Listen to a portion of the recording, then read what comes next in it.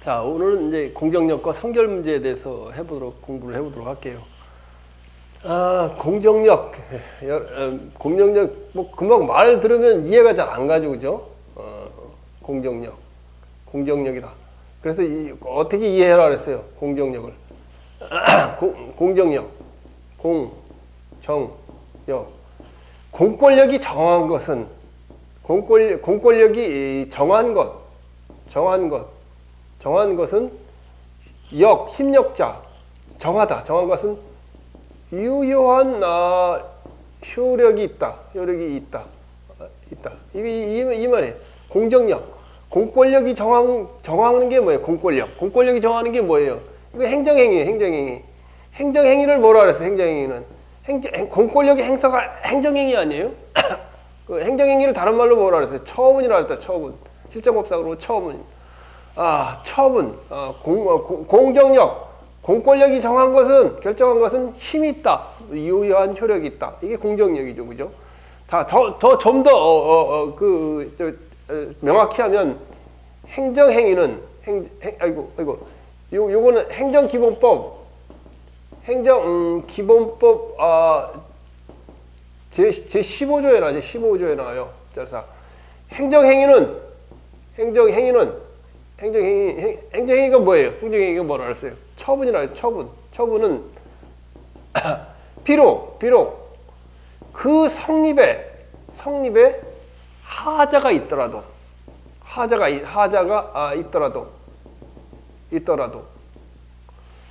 공정력이 뭐냐? 행정행위는 비록 그 성립에 하자가 있더라도 성립에 하자가 있는 게 뭐예요? 국세청이 세무서가 갑이라는 사람에게 세금을 징수하는데 부가가치세 100만 원 부과해야 되는데 이걸 잘못해갖고 150만 원을 부과했단 말이에요. 처분, 공권력 행사는 그 성립에 100만 원 해야 되는데 잘못해서 150만 원을 성립에 하자가 있더라도 그 하자가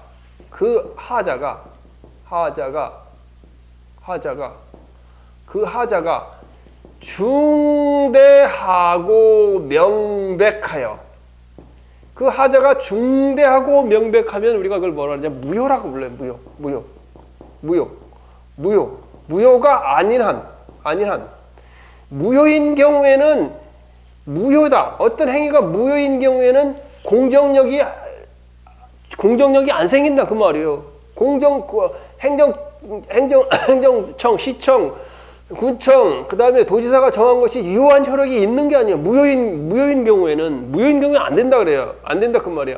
무효가 아닌 한 권한 있는 기관이 뭐하기까지? 취소하기 전까지는 권한 있는 기관이 취소해. 동작구청장, 강남 세무서장이 갑에 대해 부가가치세를 100만 원을 부과해야 돼. 150만 원을 부과한 거예요. 150만 원을 부과했을지라도 돈을 내야 되는 거예요. 내야 돼요. 안 내면 안 돼. 언제까지? 권한 있는 기관이 취소하기 전까지는. 취소한다는 거는 누구예요? 강남 세무서장이 만약에 취소를 했다. 처분청이 아니죠. 처분청이 취소했다.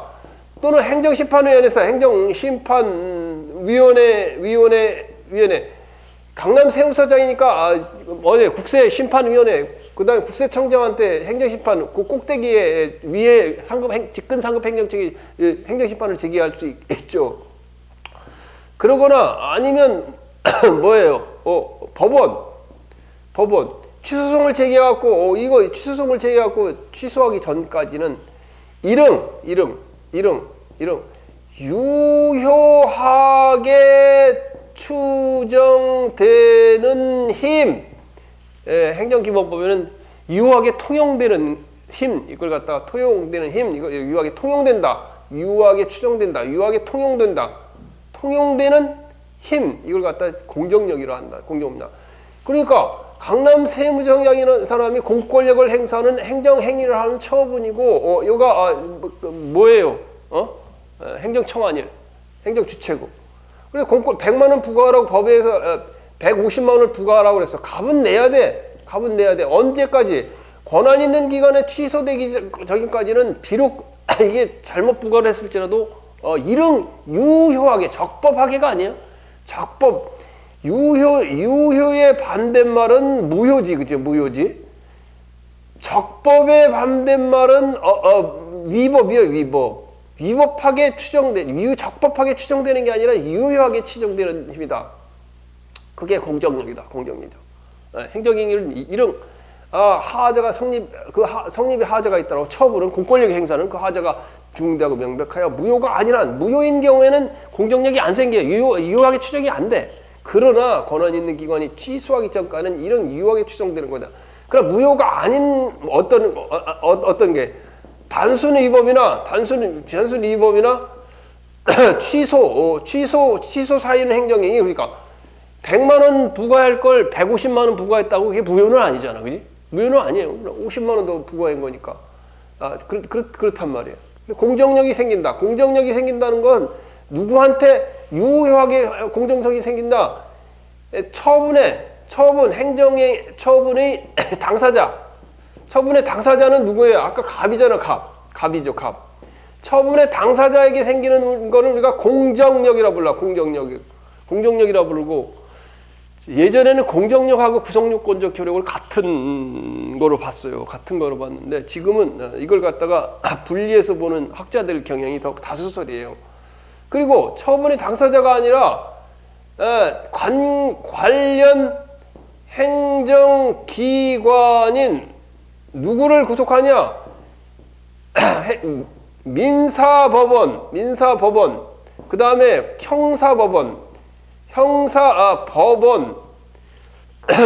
관련 행정기관을 비록 강남 세무서장이 100만 원을 부과할 걸 150만 원을 부과했을지라도 150만 원을 부과했을지라도 관련 행정기관인 민사법원, 형사법원을 구속하는 힘, 민사법원, 관련 행정기관이지 행정기관은 아니지. 여기는 관련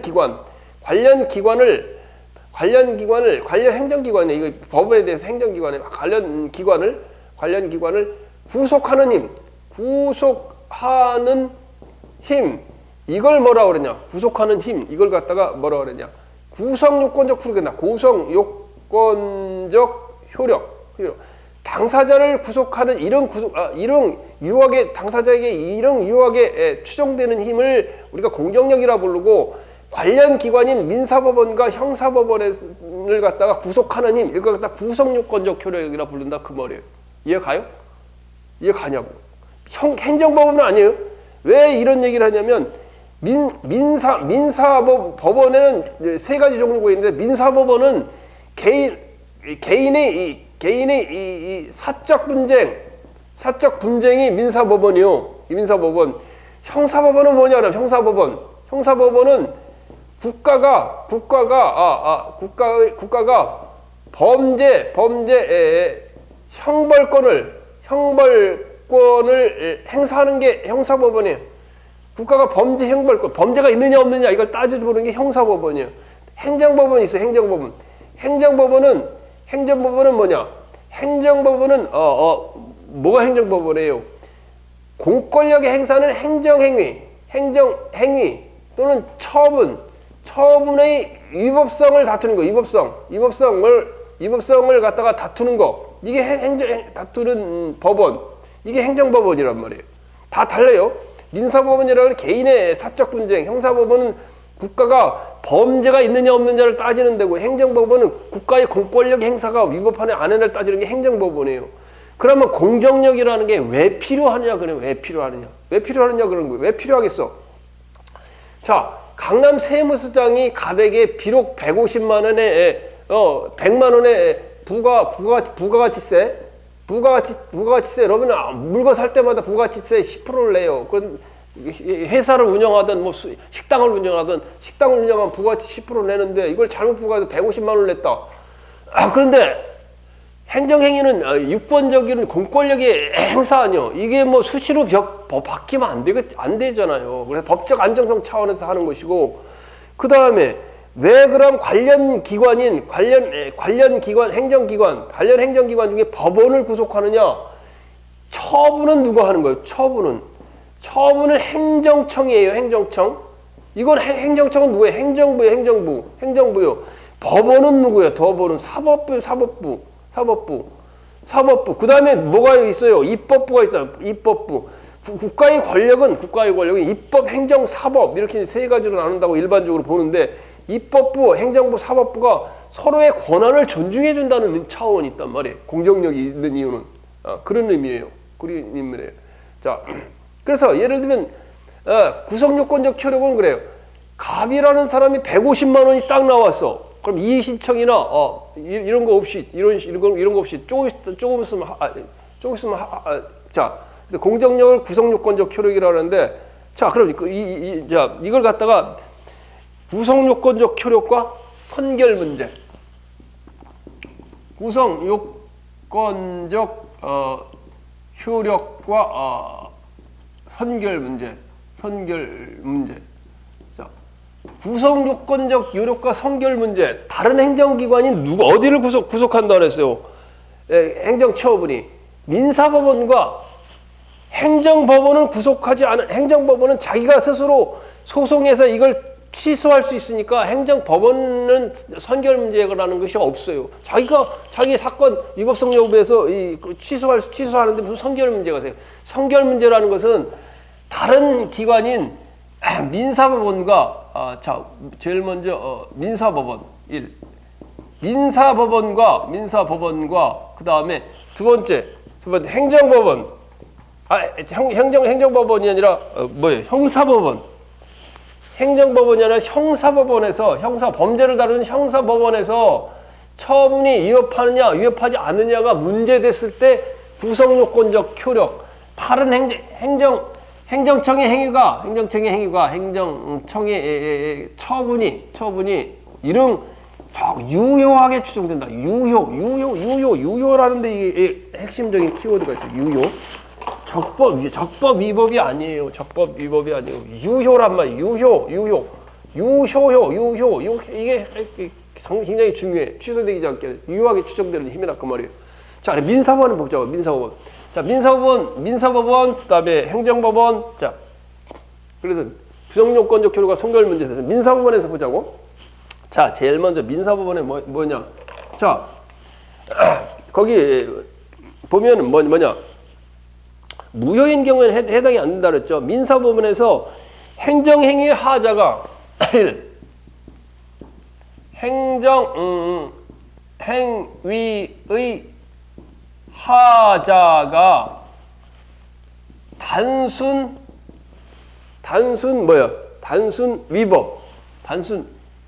위법인 경우. 자, 행정행위 하자가 단순 위법이란 우리가 무효와 취소와 무효에 대해서 안 배웠는데 단순 위법인 것은 취소 사유를 갖다 우리가 왜 이렇게 글자를 쓰나? 취소 사유. 행정행위 하자가 취소 사유인 경우에 취소 사유인 거. 예를 들면 이런 경우가 말이야. 강남 세무서장이 갑에게 부가가치세를 100만 원 부과할 걸 150만 원 부과할 것 같다. 무효는 아니야. 취소할 수 있는 사유란 말이에요. 취소할 사유다. 그러면 이럴 경우 구성요건적 효력과 선결 문제는 뭐냐? 자, 그럼 어떤 얘기를 지금 하고 있느냐 그 말이에요. 갑이라는 사람이 자, 강남 세무서장으로부터 150만 원의 부가가치세를 받았어요. 부가가치세가 만약에 150만 원이 아니고 1억 5천만 원 크다고 그럴까요? 1억 5천만 원. 1억 5천만 원. 기업 같은 데는 부가가치세가 크잖아요. 매출이 나오니까 150만 원이라고 하지 말고 150만 원이라고 할 때 150만 원. 자, 150만 원 너무 작으니까 소송하기가 그렇잖아. 그지? 이걸 갖다 1억을 부과할 걸 갖다 1억 5천만 원이라고 한번 해보자고. 그래야지 뭐 이해가 더 쉽지. 150만 원 가지고 누가 소송하겠어? 자, 1억 5천만 부가가치세 원래는 1억 부과예요. 1억이 부과했는데 1억 5천만 원을 더 부과한 거예요. 그러면 뭐냐? 갑이라는 사람은 행정 심판을 제기할 수도 있고 이의 신청을 제기할 수도 있고 뭘 할 수 있어요. 그런데 갑이라는 사람이 예를 들어 C는 법원이에요. COURT 법원이요. 법원인데 뭐냐? 민사법원에 뭐를 제기했냐? 강남 세무서장을 갖다가 피고로 했어. 소를 제기한 거예요. 조세 과온압에 의한, 조세를 잘못 부과한 것에 의한 부당이득 반환 청구. 갑이라는 사람은 부당이득 반환 청구가 얼마야? 5천만 원. 5천만 원. 1억을 내야 되는데 1억 5천만 원을 부과했으니까 무조건 내야 될 거 아니야. 내고 났는데 돈을 받아야 될까? 5천만 원 날라갔는데. 그러면 갑이라는 사람이 만약에 민사법원에 부당이득 반환 청구를 했다 그 말이에요. 부당이득 반환 청구 소송을 했다. 민사법원에. 자, 그럴 때 과연 이 민사법원이 뭐예요? 민사법원이 과연 갑이 강남 세무서장이 부과한 이 1억 5천만 원에 대해서 1억 5천만 원에 대해서 판결을 할 수 있겠느냐 그 말이에요. 행정행위 효력을 판결을 할 수 있느냐 그 말이에요. 거기 보면 과온압 환급 소송에서 민사법원은 그러면 그 민사법원은 구성요건적 효력이라는 건 행정행위가 민사법원과 형사법원을 타 행정기관을 구속하는 힘이요. 어떤 때 단순한 위법, 무효인 경위가 단순한 하자가 있을 때 이걸 구속하는 힘이요. 그래서 비록 1억 5천만 원이 위반이 1억 5천만 원이 취소 사유가 되는 이런 위법이 있지만 갑이라는 사람은 1억 5천만 원을 내야 돼요. 안 내면은 공정력에 의해서 강제 집행이 들어가요. 그리고 갑이 민사법원에 부당이득 반환 청구를 했지만은 민사법원의 판사는 부당이득 반환 청구를 하기 위해서 이 행정처분에 취소를 할 수 없다 그 말이에요. 행정처분이 이게 뭐 적법 위법이냐 이걸 따질 수가 없단 말이에요. 왜? 구성요건적 효력에 있어서. 요건적 효력이 발생해서 단순히 위법인 거고. 구성요건적 효력이란 뭐냐? 행정청의 행정행위가 강남 세무서장의 부가가치세 부과가 비록 하자가 있더라도 그 하자가 중대하고 명백하여 무효가 아닌 한, 이게 무효는 아니죠 지금. 무효는 아니잖아. 5천만 원 더 부과한 게 무효가 아닌 한 권한 있는 기관에 의해서 취소되기 전까지는, 행정처분청이 취소하거나 심판위원회에서 취소하거나 법원에 의해서 취소되기까지는 일용유하게 추정되는 힘이다. 따라서 그러면 갑이라는 사람은 어떻게 해야 되느냐? 제일 먼저 해야 되는 건 어떻게 해야 되냐? 이 1억 5천만 원에 대해서 행정법원에 갑은 시인 행정법원에 취소소송을 제기해. 취소소송을 제기해가지고 이 구성요건적 효력을 제거해야 돼요. 행정행위가 유용하게 추정되니까 이 유용하게 추정되는 힘을 제거하고 그 다음에 부당이득 반환 청구 소송을 제기해야 민사법원에서 공정력이 제거되었으니까 우리가 법원에서 강남 세무서장이 이건 행정부잖아요. 행정부. 이건 행정부 아니에요. 행정부. 이거는 법원. 법원. 이 법원에서 행정부의 일을 심사할 수 있다. 그 말이 이제 민사법원의 일이에요. 알겠죠, 그죠? 무슨 얘기인지 알겠죠? 이 말이에요, 이 말. 응? 공정력이 발생한다. 무효가 행정행위 하자가 단순 위법, 취소 사유인 경우는 공정력이 발생한다. 그래서 민사법원에서 만약에 부당이득 반환 청구 소송에서 과온합 그게 과온합 환급 소송이 부당이득 반환 청구 소송이에요. 이게 여기 나오는 과온합 환급 소송에서 이 1억 5천만 원을 갖다가 심사하기 위해서는 심사를 할 수 없다 그 말이에요. 왜 심사를 없으냐? 행정행위의 구성요건적 효력인 공정력이 생기기 때문에. 공정력이라는 개념과 구성요건적 개념을 같이 본다는 의미에서 지금 말을 하는 거예요. 요즘 학자들은 또 분리해서 보는데. 자, 그래서 이게 단순한 위법인 경우에는 공정력이 생기는데, 두 번째, 무효인 경우에는 공정력이 안 생긴다 그 말이에요. 무효인 경우에는 무효인 경우에는 자 거기 보자고. 자 무효인 경우에 자 행사원 여기서 해보자고.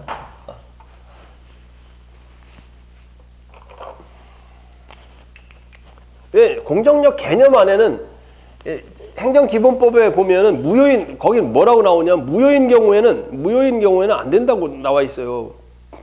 자, 행정기본법에는 뭐라고 나와 15조에 보면 처분은 권한 있는 기관이 취소 또는 철회하거나 기관의 경과 등으로 소멸되기 전까지는 유효한 것으로 통용된다. 다만 무효인 처분은 처음부터 그 효력이 발생하지 아니한다. 따라서 무효인 경우에는 민사법원이 심사할 수 있다 그 말이에요.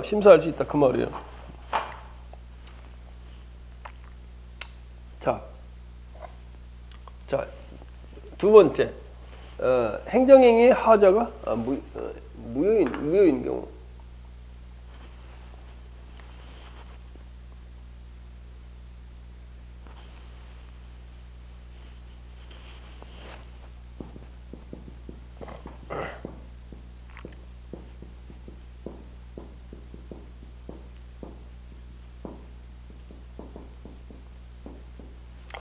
자,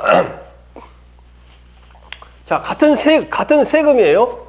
자, 강남 세무서장이 A는 항상 행정청이에요. Administrative Agency.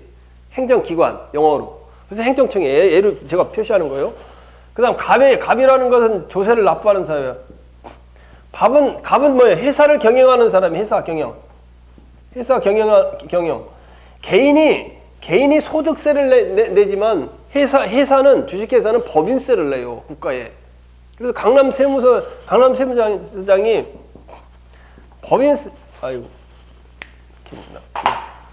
법인세를 갖다가 10억 부과했다. 10억 부과. 회사 경영에 대해서 법인세를 10억을 부과했다 그 말이에요.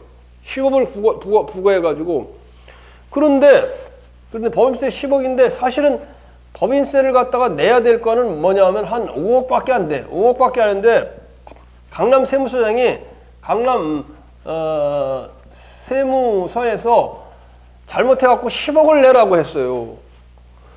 그러니까 갑은 5억 낼 게 10억 나오니까 큰일 났잖아. 돈 회사는 매출도 얼마 안 나오는데 지금 경기가 어려운데. 자, 그래서 시에 민사법원 왜 이렇게 자꾸만 헷갈려 쓰는지 모르겠다. 민사법원에 뭐를 한다고? 조세 과온합 청구 소송. 조세 과온합된 걸 반환 청구 소송. 돈 달라. 5억 내야 되는데 10억 들어가니까 5억 달라. 조세 과온합. 잘못 납부한 것에 대해서 환급 청구 소송. 돌려달라 하는 소송을 냈어.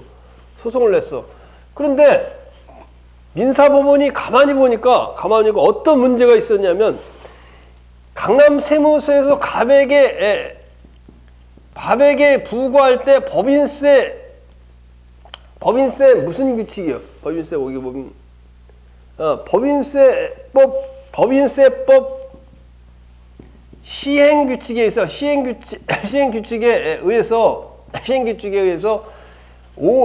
10억을 부과했는데 그걸 근거로 해서 10억을 부과했는데 법인세법 시행규칙이 개정이 돼서 응? 근거 없이 제정돼서 근거 없는 제정 법인세법 시행규칙은 누가 제정을 해요?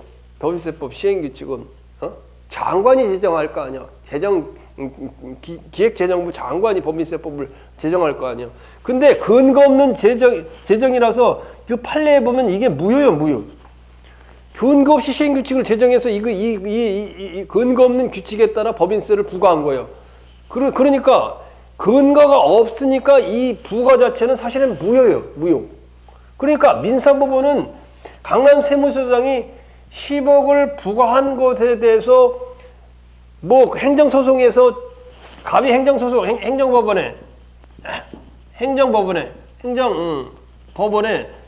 취소소송을 제기해가지고 법인세 부과 10억에 대한 취소소송을 제기해가지고 행정법원에 제기해서 공정력, 구성요건적 효력을 제거하고 민사법원에 조세 과오납 환급 소송인 부당이득 반환 청구 소송을 하는 것이 원칙인데 강남 세무서장이 했던 법인세 부과 10억 자체의 근거가 되는 법인세법 시행규칙이 근거 없는 제정으로 이게 자체가 무효예요. 무효인 경우에는 구성요건적 효력이 생기질 않아서 민사법원이 이 행정법원에 의한 취소소송 이 법인세 부과에 대한 취소소송 제기 없이 직접 이 판단을 돈 돌려달라 조세 과오납 반환 조세 과오납 반환 판결을 명할 수 있다는 거예요. 명할 수 있다는 거예요. 무슨 얘기 알겠어요? 명할 수 있다는 거예요. 부당이득 반환 청구 소송에서 이 조세 10억 더 냈는데 이거 10억 자체를 다 돌려줘라. 지금 근거 없는 법인세법 시행규칙에 의해서 됐으니까 무효인 경우에는 구성요건적 효력이 발생하지 않는다. 이거는 발생한다 그 말이에요. 그러니 발생하기 때문에 과오납 청구 소송에서 단순 위반인 경우는 민사법원이 조세 과오납 반환을 해주라 판단을 못해요. 못하고 행정법원이나 권한 있는 기관이 취소해서 강남 세무서 처분청이 취소하거나 행정심판위회가 취소하거나 아니면 행정법원이 취소해갖고 구성요건적 효력을 제거한 후에 그 다음에 반환 그 여부를 갖다 판단할 수 있다 그 말이에요. 먼저 이해 가지고 그죠? 그 말이에요. 응?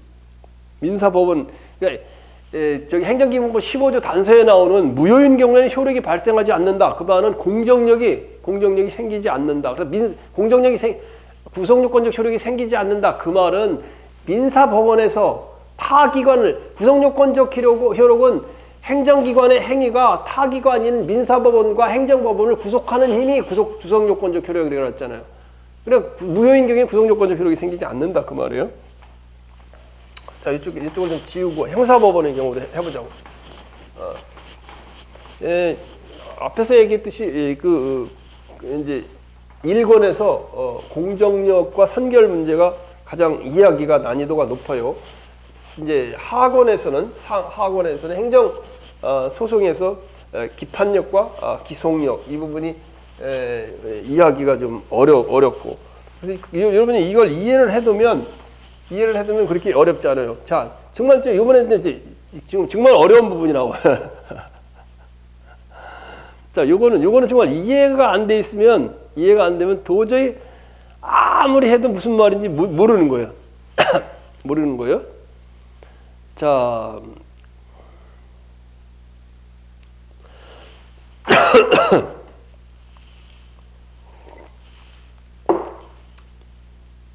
자, 이건 잘 들어보세요. 자, 아무리 뭐 혼자 이해하려고 그러면 힘들어요. 자, 내 강의를 들으면 분명히 이해가 다 가요. 자, 민사 사건에서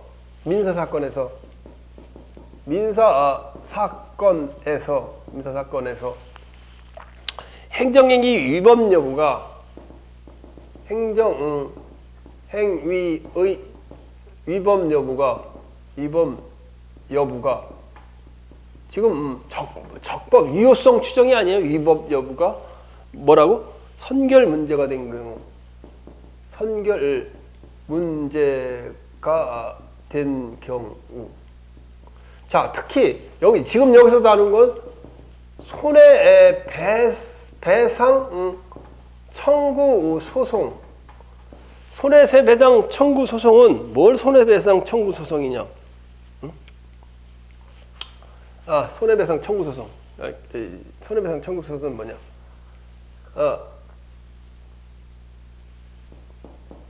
경찰관이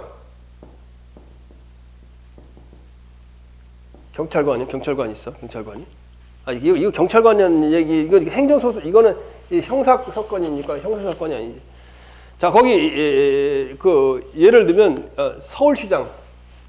A가 서울시장이에요. A가 서울시장. 자, 갑이라는 사람이, 갑에 한문을 쓰려고, 한문 싫어하는데, 한문을 쓰려고 그러네. 갑이라는 사람이, 뭐라고 그러냐?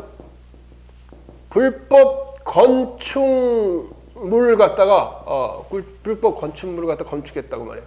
불법 건축물을 이렇게 딱 건축을 했어요. 자, 그런데 서울시장이 불법 건축물을 건축을 해서 계고를 했어. 계고. 우리가 대집행 안 배운, 여러분 대집행 안 배운, 대집행은 이 행정청이 시정명령을 하고 철거명령을 하고 철거를 안 하면 직접 가서 때려 부숴서 없애버리는 거, 그걸 갖다 철거해버리는 거, 강제로 철거해버리는 게 대집행이에요. 대집행이. 불법 건축물을 건축을 했는데 불법 건축물을 위한 철거하라고 얘기를 했더니 안 하니까 대집행 절차에 들어가서 대집행은 계고, 그다음 대집행 영장, 통지, 그다음에 실행, 대집행 실행, 그다음에 뭐야? 비용 징수. 대집행한 비용을 서울시장이 갑에게 부과를 해요. 이게 이제 대집행 절차예요. 계고, 영장 통지, 대집행 실행, 비용 징수. 그래서 계고를 해야 되는데, 계고는 충분한 시간을 줘야 돼요. 계고는 충분한 시간이 되는데, 계고를 하는 게 2일밖에 안 돼. 2일이 지나서 바로 가서 철거를 갖다 해버렸어. 계고를 해갖고 2일 가서 2일 내로 안 하면 우리가 가서 철거한다. 그래가지고 대집행 영장을 해가지고 가서 철거를 해버렸어. 이 갑은 건물을 하나가 갑자기 없어진 거예요. 근데 대집행을 할 때 계고하는 계고 기간, 계고는 알려주는 거예요. 알려주는 거. 언제까지 철거하시오. 계고. 알려주는 게 계고예요. 근데 2일밖에 안 줘서는 안 돼. 이거는 충분한 기간, 법정으로 충분한 기간을 줘야 돼. 충분한 기간. 따라서 이 자체가 충분한 기간이 아니라 좀 위법하죠. 그죠? 위법하죠. 자, 그래서 갑은 불법 건축물이 철거가 됐어. 철거해서 철거명령에 의해서 철거가 됐어.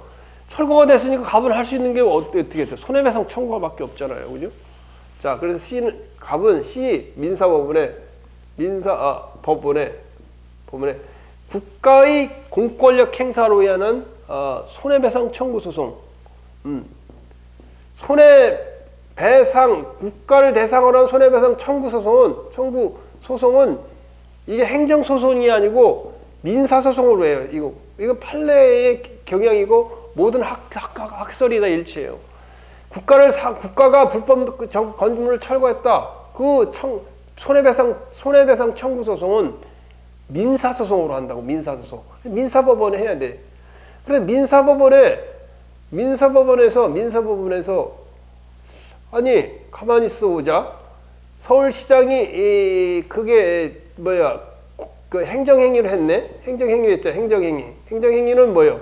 공권력의 행사예요. 공권력의 행사는 처분했는데 그 처분으로 인해서 그 처분이 손해배상 청구를 하기 위해서는 처분을 갖다가 검토를 해야 될 거 아니에요. 그래서 손해배상 청구를 할 거 아니에요. 불법 건축물을 철거했는데 그것이 잘못했는지 잘못 안 했는지를 검토해야 될 거 아니에요.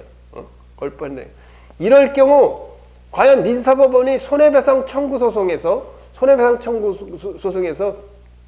서울시장의 처분의 위법성 검토 가능하냐 이 질문이에요. 이분 민사법원의 손해배상 청구 소송에서 과연 처분의 위법성이 검토가 가능하냐 그 질문이 그 말이에요.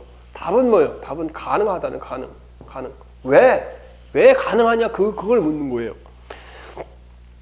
구성요건적 효력은 행정행위가 비록 성립의 그 하자가 있더라도 그 하자가 중대하고 명백하여 무효가 아닌 한 권한있는 기관에 의해서 취소되기까지 유효하게 추정되느냐 유효하게 통용되는 힘 유효하게 추정되는 힘 이게 공정력이에요. 유효하게 처정되는 거예요. 그런데 민사법원에서 국가를 상대로 하는 손해배상 청구 소송은 손해배상은 어떻게 되냐? 민사소송에서 손해배상은 어떻게 되냐면 국가가 자 보세요. 국가가 공무원이 국가가 누구예요? 국가가 누구냐고? 국가 누가 한 거예요? 서울시장이 공무원 아니야? 국가가 우리가 행정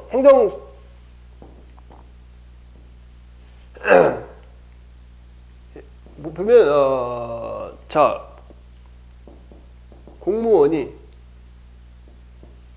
행정상 손해배상에서 국가배상법 제2조 얘기하는 거 국가배상법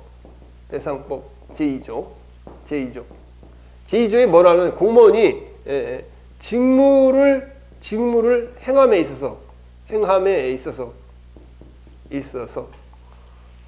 고의 또는 과실로 법령에 위반하여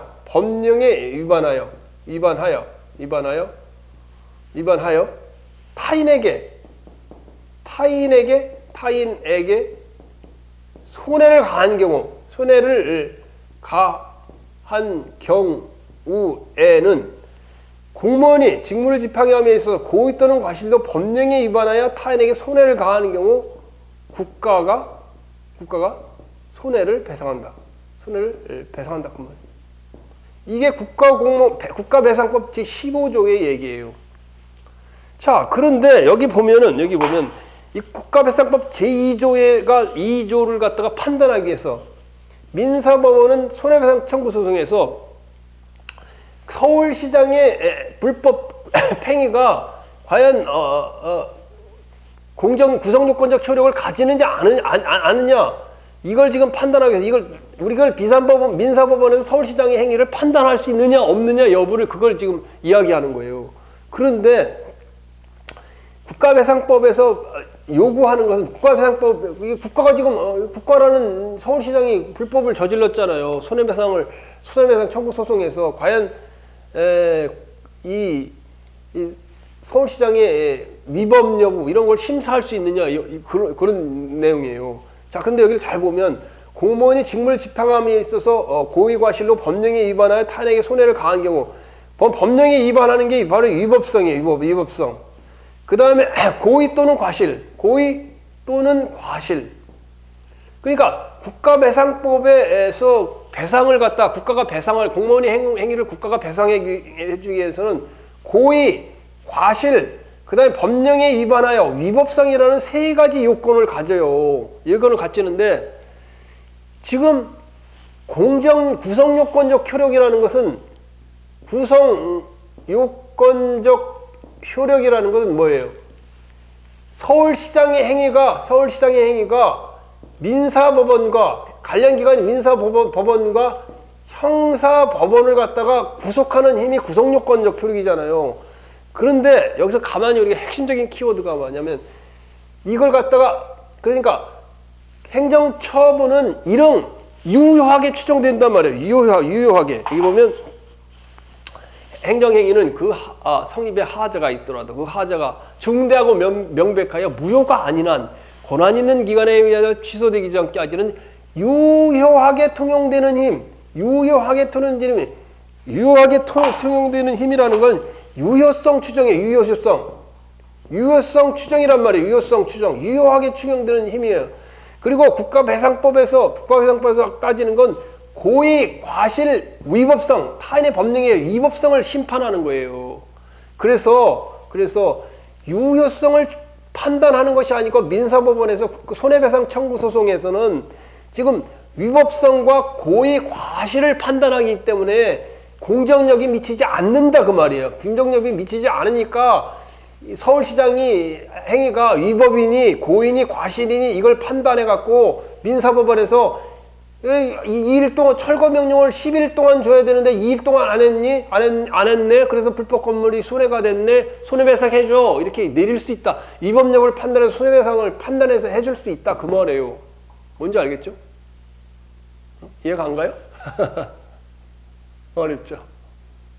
자, 특히 민사사건의 행정행위 위법 손해배상 청구소, 국가를 상대로 하는 손해배상 청구 소송이에요. 그 소송에서 손해배상 청구 소송에서는 구성요건적 효력이 안 생긴다 그 말이에요. 왜? 구성요건적 효력은 유효하게 추정되는 힘인데 국가를 상대로 하는 국가배상법 제2조에 나오는 손해배상 청구 소송에서는 고의 또는 과실 또는 위법성을 갖다가 판단하기 때문에 추정되는 유효성이 아니고 위법성과 고의 과실을 판단하기 때문에 이것이 구성요건적 효력이 민사법원에 미치지 않는다. 따라서 구성요건적 효력, 구성요건적 효력을 제거할 필요도 없이 민사법원 다 이걸 판단해가지고 손배상 해주라 안 해주라 안 된다 이걸 갖다 판단할 수 있다 이 말이에요. 이해가죠? 정말 어려운 거예요. 정말 어려워요. 자, 그래서 어렵다고 한 거예요. 자, 이렇게 뭐 설명을 해주는 사람도 학원에 잘 없을 거예요. 이걸 뭐 수학 문제, 고난이도 수학 문제 풀듯이 이해를 해야 되는데, 그지? 자, 이제 형사사건에서 좀 할게요. 형사사건. 자, 구성요건적 효력이라는 것은 뭐래? 행정처분이 공권력의 행사가 민사법원과 형사법원을 구속하는 힘이 구성요건적 효력이다. 예전엔 공정력과 구성요건적 효력을 같다고 봤는데 요새는 공정력은 상대방을 구속하는 힘, 상대방에게 구속하는 힘. 비록 부가치세가 잘못됐더라도 유효하게 추정되니까 그 돈을 내야 된다 그래요. 내고 봐야 돼. 안 내면 강제집행 들어온다 그 말이에요. 부가치세가 잘못됐더라도. 자, 그 다음에 이제 형사사건. 형사사건은 좀 그래도 거기 나오는 대집행이 완료되면 그 처분의 무효 또는 취소를 구할 소익이 없다 하더라도 비록 행정처분의 취소 판결이 있어야만 그 행정처분의 위법을 일위로 손해배상을 청구할 수 있는 것은 아니다. 위법 여부와 관계없이 손해배상 청구 소송에서는 고의 과실 위법성을 판단하고 그 다음에 취소 판결이 있어야 된다는 말은 구성요건적 효력을 제거할 필요가 없다 그 말이에요. 자, 형사사건에서 효력 의무가 형사사건에서 뭐라고? 효력 유무가 선결 문제가 된 경우 효력 유무가 선결 문제가 된 경우 이해를 했어요. 이해 암기는 이해한 후에 해야 될 거예요. 이해를 안 하고 그 암기는 한다면 아무리 해도 소용도 없는 얘기예요. 자, 첫 번째는 형사사건에서 뭐라고? 형사사건의 행정행위 하자가 단순 위법인 경우 행위의 하자가 단순 위법 하자가 단순 위법 단순 위법은 뭐라 해요? 취소 사유였죠. 취소. 무효가 아니에요. 취소 위법이 있는 경우. 이때는 어떻게 되느냐? 구성요건적 효력이 발생한다. 구성요건적 효력이 발생한다. 그 말이에요. 그 말이에요. 자, 운전면허증은 누가 발급을 해요? 경찰청장이 발행 거예요. 경찰청장. 여러분 운전면허증 보세요. 경찰청장이라고 써 있어요. 경찰청장이 갑이라는 사람에게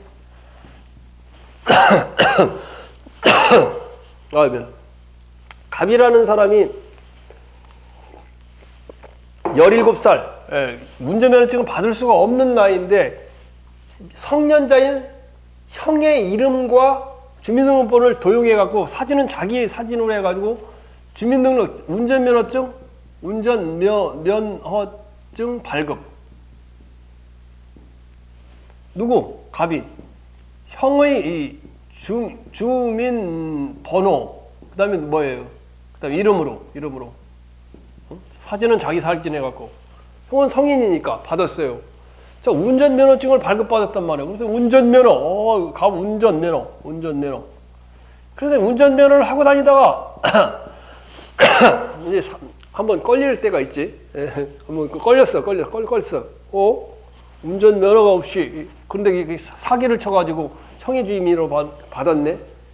그러면 이 형사처벌 대상이란 말이에요.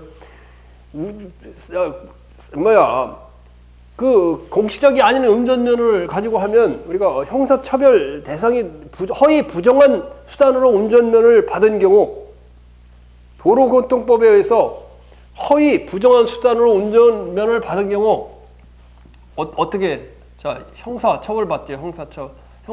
형사법원. 자 형사법원에 고발됐어. 형사법원에 고발이 됐어. 응? 형사법원의 판사는 법원에 안 가봤죠. 그냥. 형사법원의 판사는 이 친구 봐라. 형의 이름으로 해가지고 운전면허를 받았네. 너 이제 저 감옥 좀 살아야 되겠다. 감옥 좀 살아야 되겠다. 그래서 형사법원은 그럼 감옥을 살라고 징역 1년 이렇게 때릴 수 있느냐, 아니면 벌금 100만 원 이렇게 때릴 수 있느냐? 때릴 수 없다는 거예요. 때릴 수 없다. 형사법원은. 왜? 구성요건적 효력이 발생하기 때문에. 구성요건적 효력. 경찰청장은 행정청이에요. 여기 행정부요. 경찰청장이 운전면허증. 비록 형의 주민등록과 이름으로 해서 부정한 수단으로 운전면허를 발급받았지만, 물건만을 받았지만, 형사법원은 이걸 고발해서 여기서 처분하려고 했더니 경찰청장이라는 여기는 법원이잖아요. 법원이고 여기는 행정부예요. 행정부에서 행정부에서 발급한 형의 이름이 뭐예요? 구성요건적 기록은 뭐예요? 경찰청장이 처분청인 경찰청장이 운전면허증을 취소하거나 아니면 행정심판위원회에서 취소하거나 아니면 행정법원에서 취소되기 전까지는 지금 취소가 안 됐잖아. 경찰청장도 취소가 안 했고, 그다음에 행정심판위원회에서 취소 안 됐고, 그다음에 행정법원에서도 이걸 소송이 돼서 취소가 안 됐으니까 형사법원에서는 구성요건적 효력 때문에 구성요건적 효력이 발생해서 갑에 대해서 무죄 판결을 해야 된다. 왜? 경찰청장이 구성요건적 효력이 발생하기 때문에. 예? 단순 위법인 경우, 취소할 수 있는 사유가 있는 경우, 왜? 행정부의 권한을 존중해서 그 행위가 취소되기 전까지는 유효하게 추정된다. 유효하게 추정된다. 유효하게 통용된다. 비록 갑의 운전면허가 취소되기 전까지는 유효한 그 운전면허증으로 운전한 거다. 그래서 법원은 지금 이야기하는 대로 경찰청장, 행정심판위원회, 법원에서 이것이 취소되기 전까지는 갑에게 취소가 돼서 와야 이게 벌금을 내리고 유죄 판결을 내리는데 이게 구성요건적 효력 때문에 이걸 판단할 수 없다 그 말이에요. 이해 가지고죠. 자, 거기 판례 나오는 두 번째도 마찬가지예요. 물품을 수입하고자 하는 자가 관세법에 의해서 거기 관세법 나오는 것도 마찬가지예요. 관세법. 관세법에 나오는 것도 세관자행에게 수입 신고, 거기 세관장이 수입 신고 면허 물품 통과. 관세청에서 수입 신고 면허 그다음에 뭐예요? 면허 그다음에 물품 통관. 물품 통관. 비록 갑이라는 사람이 관세청에서 수입 신고를 하고 또 면허를 받고 물품을 통관을 했어요. 그런데 갑에서 이 물품 면허를 주는 행위가 위법이 있었어요. 위법이 있었고 이거 단순 위법이야. 단순 위법이 있어서 위법이 있을지라도 그 법원에서 형사법원에서는 이 당연 무효가 아니란 갑에게 갑은 예를 들면 관세법에 면허가 받지 않고 수입 신고하고 물품을 통과를 하면 이게 물품 관세법 위반 혐의로 이제 구속이 된 애가 무면허 수입죄, 수입죄로 처벌을 할 수 있느냐 형사법원에서 문제가 됐는데 물론 이 면허가 좀 위법성이 좀 있었어요. 그런데 이건 추정할 수 없다. 왜? 구성요건적 효력 때문에. 이 관세청이 취소하거나 행정심판회가 취소하거나 하기 전까지는. 자, 그 다음에 그 다음 판례 나오는 걸 보면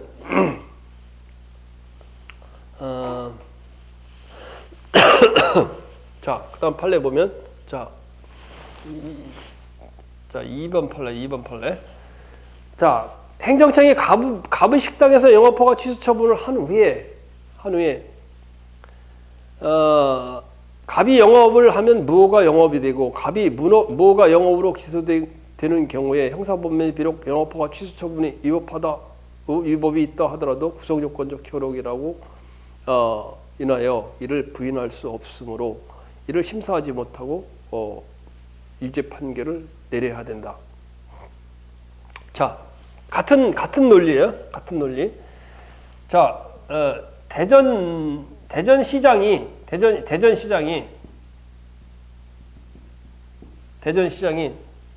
뭐를 했느냐? 갑에게 갑 식당 영업허가 취소 처분. 갑에게 영업허가 취소 처분. 왜? 가만히 보니까 갑이 죽은 동물을 가지고 요리를 해서 팔고 있어. 그래서 영업허가 취소 처분을 했어요. 영업허가 취소 처분하면 영업을 하지 말아야 될 거 아니야. 영업으로 하면 어떻게 돼? 몰래. 영업허가 취소 처분했는데 이게 이 취소 처분을 받았음에도 몰래 영업을 했다. 영업을 했어요. 영업을 하니까 이게 대전시장이 가만히 있느냐? 경찰서에 고발을 했어. 몰래 카메라, 몰래 영업을 했어. 영업허가 취소 처분을 받았는데 코로나 때 몰래 영업하는 사람 많았었잖아요. 취소 처분 받고도. 자, 문 걸어 잠그고 몰래 문 걸어 잠그고. 그러니까 A가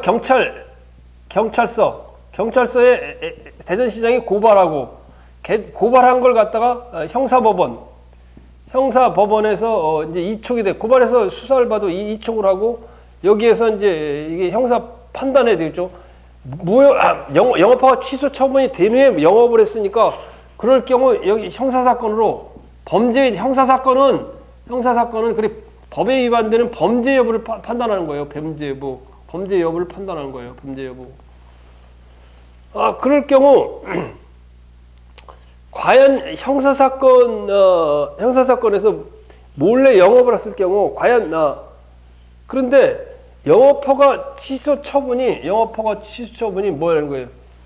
위법이 있다. 위법. 영업허가 취소 처분을 할 때 이 행정 절차를 갖다가 충분히 기간을 거쳐야 되는데 행정 절차 이게 부담적 행정행위니까 사전 통지와 의견 제출을 받아야 되는데 사전 통지와 의견 제출이 없이 영업허가 취소 처분을 한 거예요.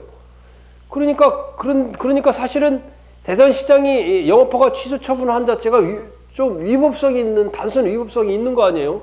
행정 절차를 갖다가 안 거침. 그러니까 사전 통지와 사전 통지와 의견 제출을 갖다 거치고 식당 영업허가 취소를 해야 돼요. 근데 그걸 안 했단 말이에요. 안 했다. 안 하니까 이런 경우 아니면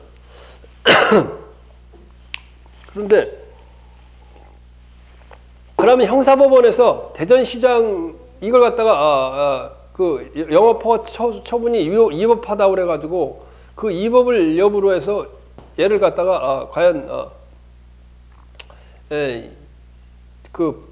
과연 범죄로 처벌할 수 있느냐,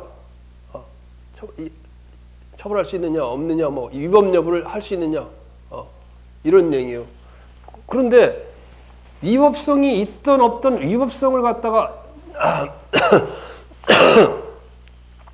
위법이 있더라도 구성요건적 효력구에서 이를 갖다가 이걸 단순 위법이 있다 이걸 부인할 수 없으니까 C는 구성요건적 효력에 의해서 뭐라고 영업허가 취소 처분이 취소되기 전까지는 뭐라고 유죄 판결을 해야 한다. 왜? 구성요건적 효력 때문에 영업허가 처분이 보니까 행정 절차를 안 거쳐서 위법했는데 어떻든 행정처분은 해서 영업허가 취소 처분이 돼 있잖아요. 이걸 취소되기 전까지는 이 행정행위 효력이 유효하게 추정되기 때문에 유죄 판결을 해야 된다. 영업허가 취소 처분한 거에 대해서 왜? 영업허가 취소 처분이 됐는데 몰래 가서 몰래 영업을 했잖아요. 이 처분이 유효성이 추정되니까 몰래 영업을 하면 유죄 판결을 해야 된다 그 말이에요. 이해 가죠, 그죠? 이해가 갈 거예요. 이렇게 하는데 이해가 안 가면 안 되는데.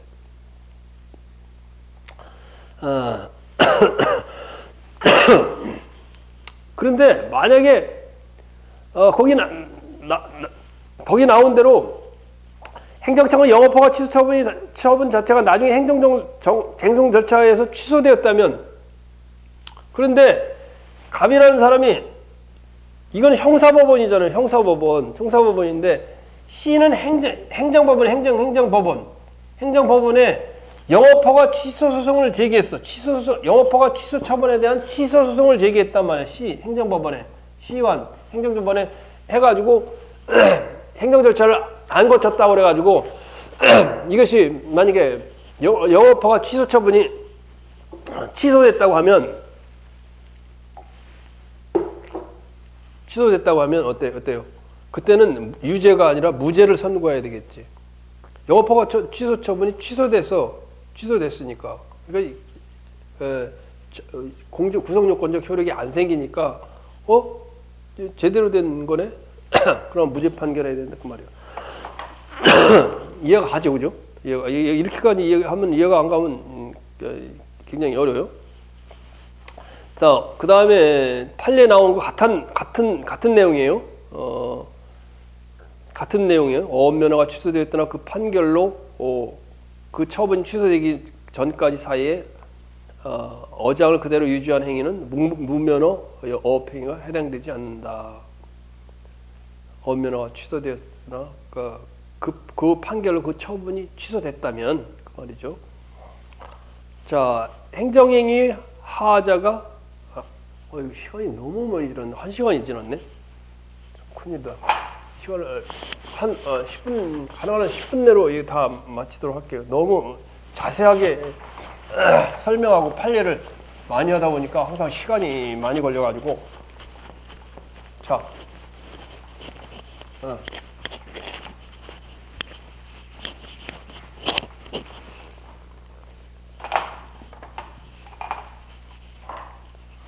자, 행정행위, 이 형사사건의 행정행위 하자가 무효인 경우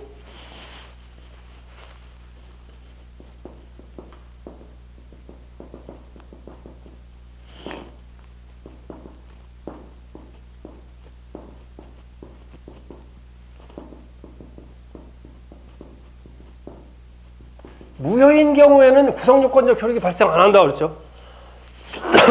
그러면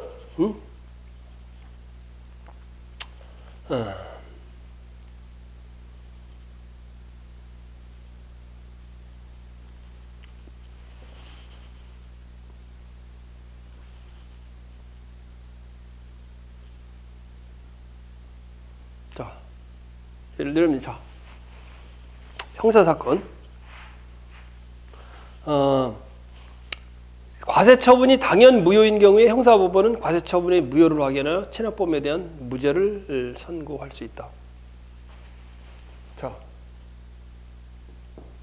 갑, 그 다음에 A, 여기다 써보자. 강남 세무서장. 강남 세무서장이 이 갑에게 법인세를 납부하라 했어요. 법인세. 회사로 운영하는 법인세를 납부하라고 했어요. 근데 법인세가 아니라 이렇게 해야 돼.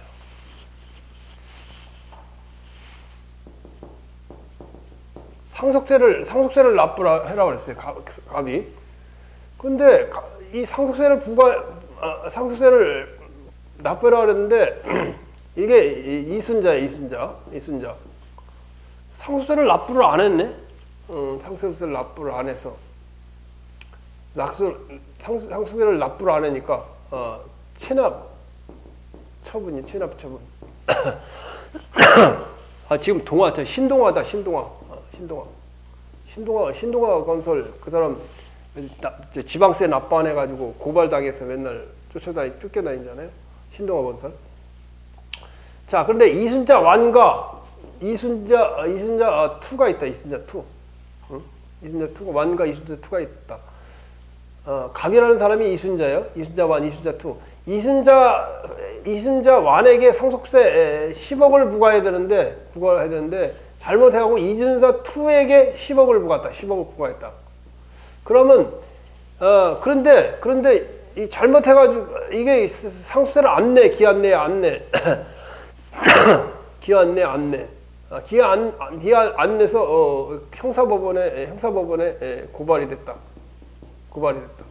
형사법원에서는 예를 들면 강남 세무서장의 과세 행위가 무효죠, 무효. 왜? 같은 동네 이순자라는 사람이 2명인데 이순자 1에게 10억을 부과할 걸 이순자 2에게 상속세를 부과했으니까 그거는 무효란 말이에요. 대상이 없는 사람한테 제기하니까. 그런데 그래서 이제 이게 형사리 고발이 됐다. 조세 체납범으로 형사 고발이 됐다. 그러면 과연 형사법원에서 이 강남 세무서장의 이 체납 처분에 대해서 또는 이 행위에 대해서 처벌할 수 있겠느냐? 조세 체납법에는 처벌할 수 있겠느냐?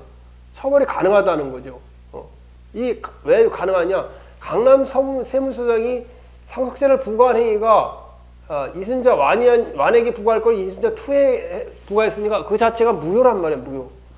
무효니까 무효인 경우 이 형사를 돈을 냈는데 안 냈는데 그 조세 체납법에 대한 심사, 무효 심사, 유효 심사를 할 수 있다는 거예요. 자, 이건 내가 좀 예를 좀 저기 되는데 판례에 나온 걸 보면 판례에 나오는 걸 보자고. 판례에 나온 걸 보면 자, 이런 이 상속세 형사 사건에서 무효는 다시 한번 들을게요. 자, 갑이라는 사람이 A라는 건 어디요? 소방서.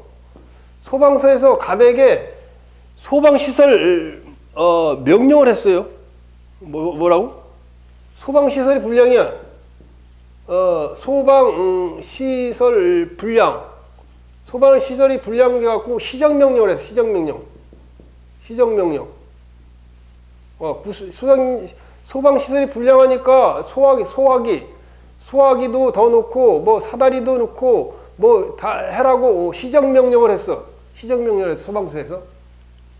근데 법에 의하면 소방서에서 갑에게 소방시설 불량으로 시정명령을 할 땐 뭐로 해야 돼요? 뭐로 해요? 응? 뭐로 해? 문서로 해야 돼. 문서로 해야 돼. 근데 구술로 했어. 말로 했어. 소방서에서 말로 했어. 말로 한 행위 자체가 뭐예요? 말로 행위나 행위 자체가 구술로 소방시설 시정명령이라는 게 무효. 그래서 어떻든 소방시설 시정명령을 안 따라서 고발당했어. 어디로 고발하겠어? 경찰서. 소방시설 위반하니까 경찰서. 경찰서는 법원에 이제 검찰서에서 검찰청으로 넘어가고 기소 여부를 검찰청에서 하니까 검찰청에서 기소를 해가지고 형사법원에서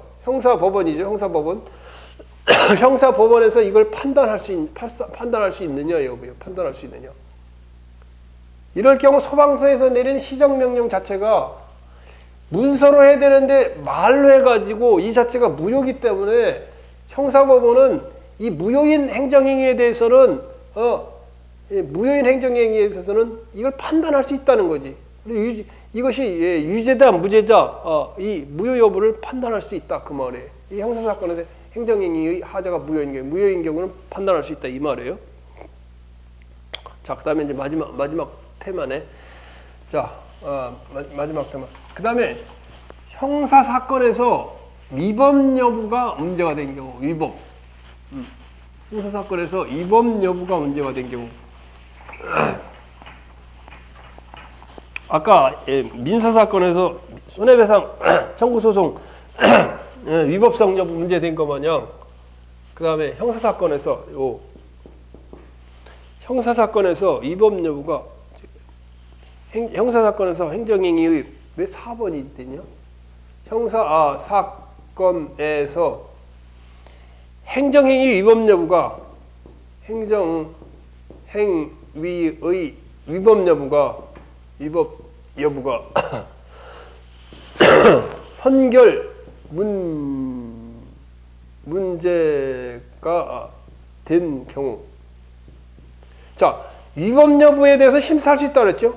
위법 여부에 대해서는 구성요건적 효력은 이유성 추적이라고 그랬죠. 자, 그래서 판례를 보면 하나씩 검토해 보면, 자, 1번. 선결 문제에서 판단할 수 있다 그래 그 말이에요. 위 여부를. 자, 개발 제한 구역에서 비닐하우스를 매수한 자에게 자, 갑이라는 사람이 뭐냐? 개발 제한 구역에 뭐를 하냐? 비닐하우스를 갖다가 설치해서 갖고 있는데 이 땅을 갖다가 을에게 매도했어요. 매도. 그래서 비닐하우스를 설치해서 그대로 갖고 있어. 그러니까 A 강남구청장이 어떻게 했느냐? 응? 개발 제한구역에 비닐하우스를 설치했다고? 이거 어떻게 감히 강남구청장이 말도 없이 허가도 없이 개발 제한구역에 비닐하우스를 설치했다고? 그래서 이거 갖다 이거 강남구청장은 경찰에 고발하고 또 검찰에 고발해서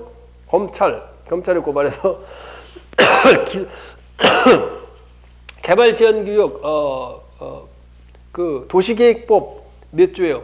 92조에 의해서 이걸 갖다가 비닐하우스 설치를 했기 때문에 도시계획법 위반으로 해서 형사법원에서 심사를 받게 됐단 말이에요.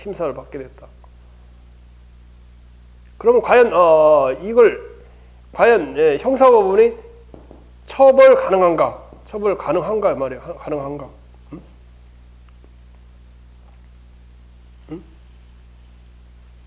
자, 뭐예요? 왜 고발했느냐? 을을 왜 고발했느냐? 갑이 개발제한국에 비닐하우스가 있는데 을한테 매도했어. 을이 그러면 비닐하우스 개발제한국에 비닐하우스를 갖고 있는 거 아니에요? 그래서 비닐하우스를 철거하라고 시정지시를 해서 시정지시. 강남구청장이 개발기원局비닐하우스 철거하셔. 시정지시를 했는데 안 따라. 안 따르니까 경찰에 고발하고 검찰이 고발하고 경찰은 도시계획법에 따라 형사법원에 개발지역구역 내에 제한행위를 했으니까 너을 형사 처벌을 좀 받아보시오 이렇게 했는데 형사법원에서 과연 강남구청장이 시정제시가 있는 행정명령을 위반했다고 해서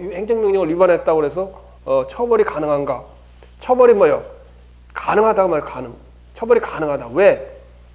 이거 왜 가능하냐면 위법성 여부를 다투는 거기 때문에. 왜 위법성 여부를 다투냐면 왜 위법하냐면 자 보세요. 현재 도시계획법에 의하면 그때 그 당시 이 사건이 났을 때 도시계획법에 의하면 갑이 개발지원구역에 비닐하우스를 만약에 하고 있는데 강남구청장이 갑에게 시정명령 철거하시오 시정명령을 내렸다면은 이게 적법한 것에 대해서 심사를 할 수 있는데 지금 도시계획법에 보면 있잖아 이걸 갖다 개발제한구역 내 비닐하우스를 갖다가 매수한 자에 대해서는 시정지시를 할 권한이 없다는 권한이 그 당시 법에 의해서 권한이 없음. 갑에게는 시정지시를 할 권한이 있는데 그 당시 도시계획법에 개발제한구역 내 비닐하우스를 매수한 사람에게는 시정지시를 해도 이걸 처벌할 근거가 없었다는 거예요. 그 당시 도시계획법에. 따라서 이 시정지시를 한 자체가 사실은 위법하고 이걸 위반했다고 여기다가 기소를 한 것 자체가 사실은 기소를 하는 것 자체가 위법하다예요.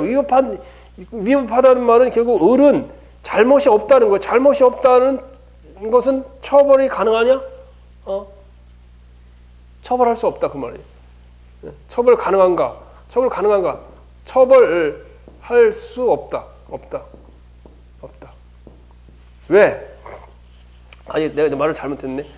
갑이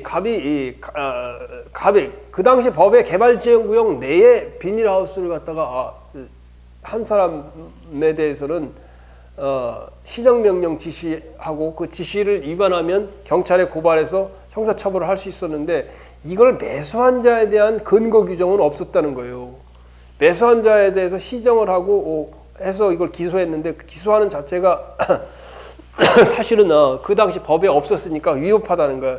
위법 여부를 갖다가 행사법원은 심사를 해가지고 강남구청장의 시정지시가 위법성 여부를 갖다가 우리가 심사를 할 수 있고 여기는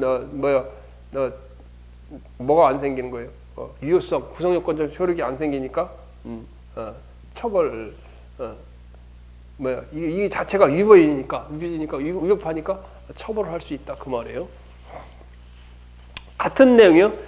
그 다음 판례도 세종시가 원구역의 한 폐기물 처리 시설의 주변 환경영향 조합 보고서 작성 등 사후 관리에 대한 시정명령은 의무 없는 자에게 내려진 행정처분으로 이에 응하더라도 제가 되지 않는다.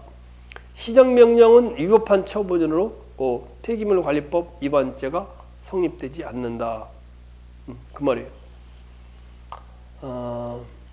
그렇게 돼 있고 그 다음에 거기 같은 개발제한구역 내에 같은 내용이에요. 같은 내용. 시정명령 그러니까 개발제한구역 내에 시간이 너무 많이 갔네. 적재 고철을 갖다 제거하라고 명령을 받은 자가 그로 인하여 처벌받기 위해서는 시정명령이 적법한 것이어야 되고 시정명령이 당연 무효가 아니라도 위법한 것으로 인정되는 한 개발제한구역 내에 대해서 2조 제2호 위반죄가 성립할 수 없다.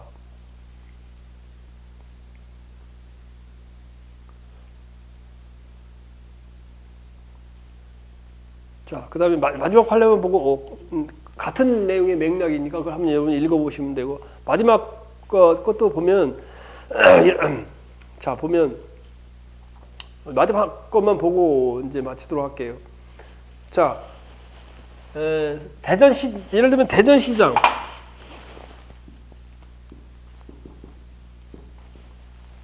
자, 아파트 단지.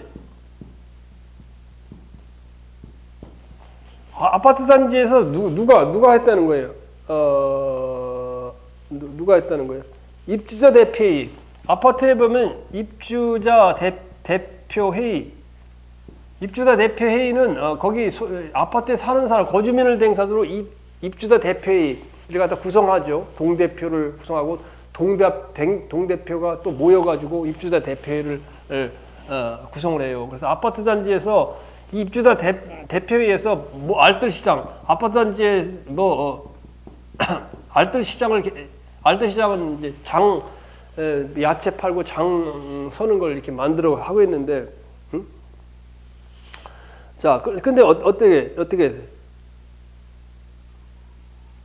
자, 그런데 대전시장이 뭐라고 하냐? 알뜰시장 이거 개최하지, 시끄러우니까 이거 알뜰시장 있으면 난 좋은데 왜 하지 말라는지 모르겠어.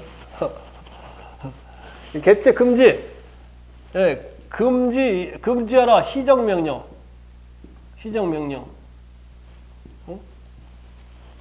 알뜰시장 개최 아파트 갑 A 아파트 단지에서 알뜰시장을 개최하는데 이 금지하라는 시정명령을 내렸는데, 그런데 주택법에 의하면 아파트 단지 내에서 알뜰시장 하는 것에 금지 시정명령을 내릴 수 없다는 거예요. 이건 안 된다는 거예요. 안 된다는 건 자체가 그것이 사실은 위법하다는 거지. 알뜰시장 개최 여부에 대해서 금지 시정명령 내릴 권한이 없다는 거예요. 권한이 없다. 그런데 이게 왜 이런 문제가 생길까? 알뜰시장을 열으면 아파트 단지 내 상가의 소유자들이 장사하잖아. 아파트 단지의 상가 소유자들이 장사가 안 되잖아. 야채 팔고 그런 사람들이 장사가 안 되니까 이 사람들이 이제 이의를 제기해가지고 알뜰시장 개최 못하게 하시오. 대전시장에 상가 소유자들이 그러니까 여기가 개최 금지 명령을 내렸어요. 내리니까 근데도 계속 아파트를 알뜰시장을 한다고? 그러니까 대전시장은 경찰에 고발해가지고 경찰 고발. 그 다음에 법원. 법원에서 이제 경찰에서 수사하고 검찰에서 해가지고 기소해가지고 형사법원으로 넘어가잖아요. 형사법원의 판사가 이걸 판단을 하려고 하다 보니까 대전시장이 알뜰시장 금지 시정명령을 내린 그 자체가 위법하다 그 말이에요. 위법하다. 따라서 형사법원에서는 알뜰시장 입주자 대표회의가 뭐가 위반이 안 된다는 거예요. 주택법 위반죄가 아니다. 이 범죄가 아니다. 주택법 위반죄는 벌금 이렇게 나오겠죠. 주택법 위반죄가 성립되지 않는다 그 말이에요. 성립되는.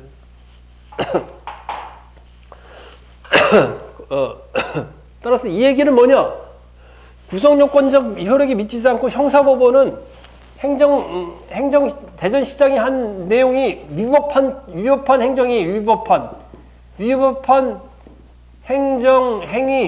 행정행위는 뭐라서 위법한 처분이기 때문에 위법한 처분에 대해서는 형사법원에서는 심사할 수 있다. 구성요건적 효력이 미치지 않는다 그 말이에요. 뭔지 알겠죠? 구성요건적 효력이라는 건 유효성 추정이기 때문에 유효성을 추정하기 때문에 유효성, 적법성. 20분을 더 한 것 같으네. 자, 굉장히 어렵죠, 그죠? 다 한번 정리하자면 구성요건적 효력과 선결 문제. 자, 뭐예요? 민사법원에서는 뭐예요? 단순 위법인 경우 단순 민인 거무 구성요건적 효력이 생긴다. 민사법원은 그걸 갖다가 심사하기가 좀 어렵다. 그럼 무효인 경우는 심사할 수 있다.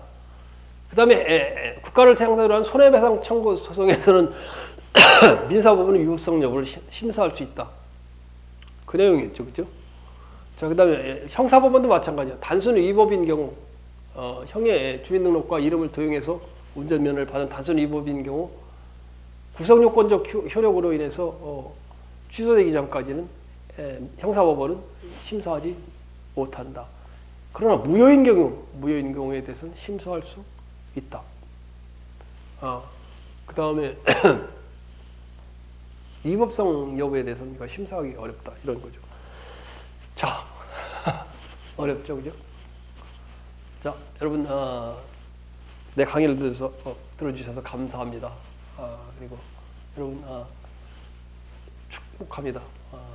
그리고 시험 합격을 기원합니다. 구필승입니다. 좀 쉬었다 하겠습니다.